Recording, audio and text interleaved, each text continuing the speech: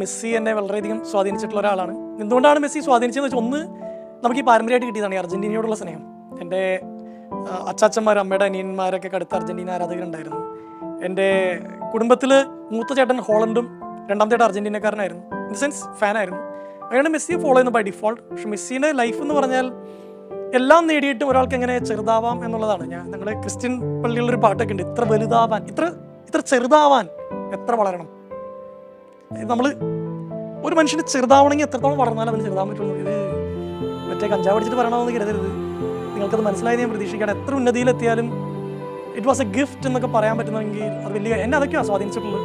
പൊതുവെ ഇങ്ങനെ ലോകം കീഴടക്കുക, അതിൽ ഭയങ്കര അഗ്രഷനോട് കൂടി എക്സ്ട്രീംലി മാൻലി ആയി, അതിനേക്കാളൊക്കെ ഉപരി എന്തുകൊണ്ട് എന്നെ സ്വാധീനിച്ച് വളരെ സിമ്പിളായും ഹംബിളായിട്ട് ലോകത്തെ ഇങ്ങനെ ഒന്നും മിണ്ടാതെ ഇങ്ങനെ കീഴടക്കുക എന്നുള്ളതാണ്.